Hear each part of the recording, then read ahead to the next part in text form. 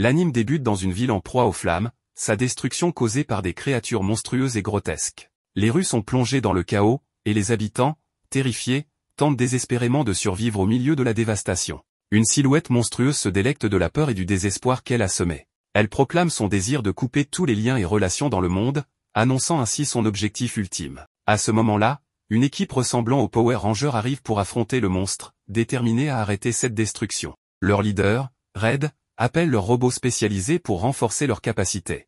L'équipe fusionne avec leurs alliés robotiques, formant le Maximum Power Ranger, armé de l'épée du pouvoir. Ils se préparent pour une attaque décisive, mais le monstre contre-attaque avec de puissants rayons d'énergie bleue que l'équipe évite de justesse. Bien qu'ils parviennent à frapper le monstre, ce dernier riposte violemment, arrachant un bras du Maximum Ranger et affaiblissant considérablement leur force. Conscient de la gravité de la situation, l'équipe décide que Red doit affronter seul le monstre. Malgré les avertissements de ses coéquipiers, Red avance courageusement. Le monstre se moque de sa bravoure, mais Red réplique en affirmant que les liens et les espoirs du monde sont sa source de force. Leur affrontement final est intense, Red subissant de graves blessures. Contre toute attente, il porte un coup décisif, tuant le monstre et détruisant sa base. Épuisé et grièvement blessé, il confie l'avenir à ses camarades, semblant se sacrifier dans le processus. Dans ces derniers instants, Red exprime son désir de rester un peu plus longtemps avec ses amis. Contre toute attente, il se réveille dans un monde ancien et étrange. Désorienté, il réalise qu'il a survécu. Observant cet environnement inconnu, il murmure, incrédule, en se demandant où il se trouve et pourquoi il a été épargné. Pendant ce temps, dans une autre partie de ce monde, un être mécanique appelé Golem attaque un groupe d'aventuriers. Ces derniers luttent pour se défendre, observés par une jeune fille nommée Hydra. Déçu par leur échec, Hydra ordonne à Golem de s'arrêter et critique sévèrement les aventuriers. L'un d'eux, prétendant avoir des origines nobles, proteste, mais Hydra ignore ses revendications et ordonne à Golem de les expulser, ce qu'il fait sans hésitation. Après leur départ, Hydra contemple un portrait de son père et réfléchit à l'idée d'invoquer un aventurier.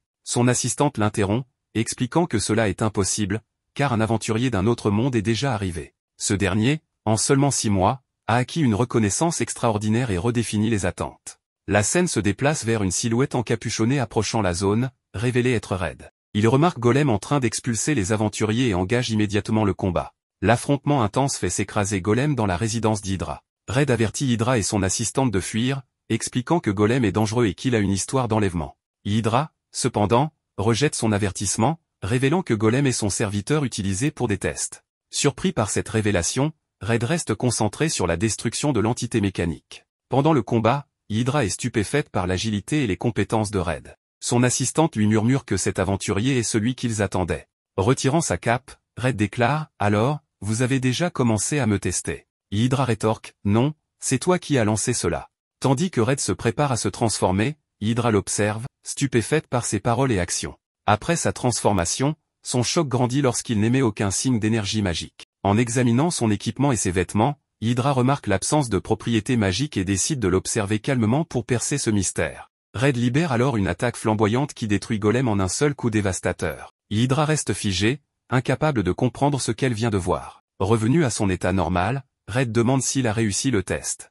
Encore sous le choc, Hydra confirme. Ravi, Red se présente, et Hydra fait de même, en présentant également son serviteur, Poséidon. Plus tard, dans le bureau d'Hydra, Red révèle qu'il vient d'un autre monde, une révélation qui stupéfie tous les présents. Hydra, cependant, trouve l'affirmation plausible, notant que ses capacités surpassent tout ce que leur monde pourrait produire. Elle ajoute que ses manières et son comportement sont également inhabituels, ce qui soutient davantage son origine. Hydra établit ensuite un parallèle avec une ancienne légende concernant un héros venu d'un autre monde qui avait jadis scellé le roi démon, laissant Red stupéfait par cette comparaison.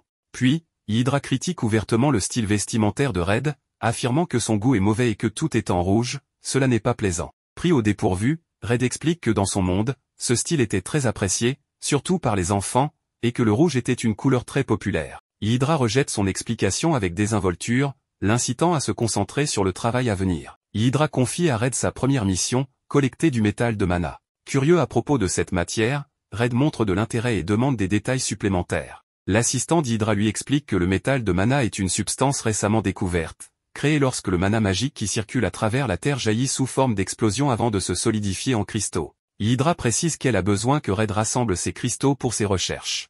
Elle souligne également que, si les cristaux s'avéraient utiles pour la magie, ils pourraient être inestimables. En revanche, s'ils étaient dangereux, la famille royale devait être informée. L'étude du métal de mana, ajoute-t-elle, fait partie de l'héritage de sa famille et représente une responsabilité cruciale. Red, ravi par la mission, affirme avec enthousiasme qu'Hydra protège le lien entre la magie et l'humanité. Hydra acquiesce d'un hochement de tête, encouragé par son observation. Red, motivé, saute immédiatement par la fenêtre et se transforme. Stupéfaite par son action impulsive, Hydra finit par accepter de le suivre, bien qu'encore désorientée par son approche peu conventionnelle. En invoquant un véhicule propulsé par turbine, Red se prépare pour le voyage. Observant avec incrédulité, Hydra affirme que ses excentricités le rendent encore plus étrange que le métal de mana lui-même. Ignorant ces remarques, Red attrape Hydra et s'envole vers l'emplacement des cristaux. Déconcerté, Hydra insiste pour avoir des explications sur ses actions soudaines. Le duo arrive rapidement à destination. Red, rayonnant d'excitation,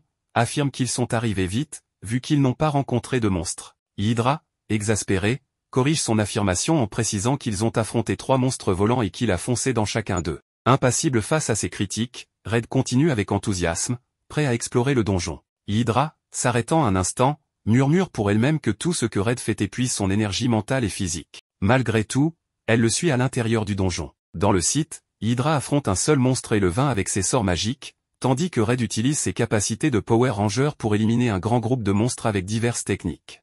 Cette performance laisse Hydra perplexe, constatant qu'il élimine un grand nombre de monstres alors qu'elle peine à en gérer un seul. Elle décide néanmoins de ne pas se plaindre, car ses efforts jouent en sa faveur. Red exécute une attaque finale avec son arme unique, annihilant tous les monstres dans une explosion. Hydra observe avec frustration, remarquant que son arme étrange détruit les monstres de manière à rendre les ressources qu'il laisse inutilisables. Une fois le combat terminé, Red affirme que ces monstres étaient incroyablement faibles, comparables aux fantassins d'un groupe appelé les coupeurs de liens. Cette remarque pousse Hydra à réfléchir sur la contradiction apparente de ses propos concernant les monstres et les coupeurs de liens. Red précise que ce groupe est dirigé par une entité qui cherche à priver les gens de leurs relations et de leurs connexions pour les contrôler. Il ajoute qu'il s'est levé pour leur faire face avec le soutien de ses amis, formant une équipe appelée les Kizuna Five. Hydra exprime son incompréhension face à ces explications. Red continue en expliquant que tout cela s'est passé 6 mois avant son arrivée dans ce monde. Il exprime l'espoir que ses amis soient en sécurité. En entendant cela, Hydra conclut que Red, malgré son attachement à ses amis, semble avoir trouvé une mission importante dans ce monde. Red admet qu'il a essayé de nombreuses fois de revenir, mais toutes ses tentatives ont échoué. Il affirme également que plus il reste dans ce monde et en voit les problèmes, plus il réalise combien de personnes ont besoin d'aide, tout comme dans son propre monde. Il termine en déclarant qu'il doit y avoir une raison à son arrivée ici et qu'il ne tentera pas de revenir tant qu'il ne l'aura pas découverte. Red annonça qu'il continuerait à aider les gens dans ce monde, convaincu qu'il finirait par trouver un moyen de rentrer chez lui. Hydra, un brin critique, lui reprocha de prendre les choses à la légère, mais il la coupa en lui demandant de partager son rêve. Surprise par cette inversion des rôles, Hydra admit ne pas s'y être attendu. Plein d'enthousiasme, Red suggéra qu'ils discutent de leurs ambitions et de leurs rêves tout en progressant dans leur aventure. Au fil de leur marche, Hydra dévoila son objectif, restaurer le statut originel de sa famille en tant que sceptre royal. Intrigué, Red demanda ce que cela signifiait. Hydra expliqua que le sceptre royal était un titre conféré à une famille magique par la royauté,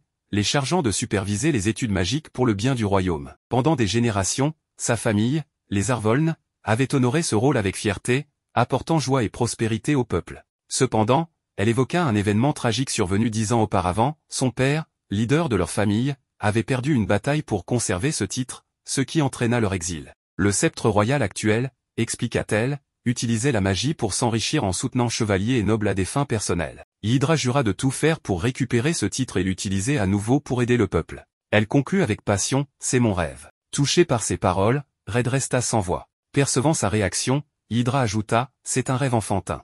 Tu peux te moquer si tu veux, ça m'est égal. » Mais au lieu de se moquer, Red lui saisit la main et déclara avec enthousiasme, « Je suis tombé amoureux de ton rêve. Aider les gens et leur apporter du bonheur grâce à la magie est le meilleur rêve qui soit. » Libérant sa main, il poursuivit, « Continuons notre mission. » Soudain, un crâne tomba devant Hydra, la faisant sursauter, tandis qu'elle remarquait d'autres restes squelettiques d'aventuriers ayant échoué à cet endroit. Red, indifférent, s'exclama en découvrant une grande quantité de métal de mana. Choqué, Hydra expliqua qu'une telle concentration de métal ne pouvait être naturelle et semblait avoir été délibérément rassemblée. Alors que Red tentait d'en collecter, un gigantesque dragon apparut, prêt à tuer. Red intervint rapidement pour sauver Hydra, mais fut blessé dans le processus. Red demanda quel genre de créature ils affrontaient. Hydra expliqua qu'il s'agissait d'un dragon magique ancien, réputé pour habiter ces ruines. Red déduisit que ce dragon avait rassemblé le métal et éliminé les aventuriers qui s'en approchaient. Malgré ses blessures, il se prépara à combattre. Hydra tenta de l'arrêter, arguant qu'il risquait sa vie inutilement.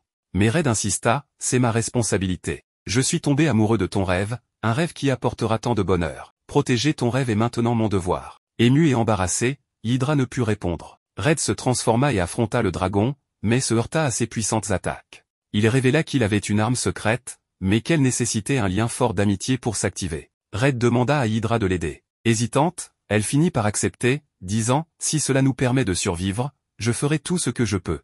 Avec son accord, Red invoqua son arme secrète, le Kizuna Mecha, un robot puissant. Ensemble, ils combattirent le dragon, mais Red réalisa que leur lien ne suffisait pas à maintenir le pouvoir du mecha. Alors que la situation devenait critique, il saisit la main d'Hydra et lui dit « Crois en notre lien d'amitié. Cela nous aidera à forger notre avenir ». Ces mots déclenchèrent l'attaque ultime du mecha, annihilant le dragon en un coup.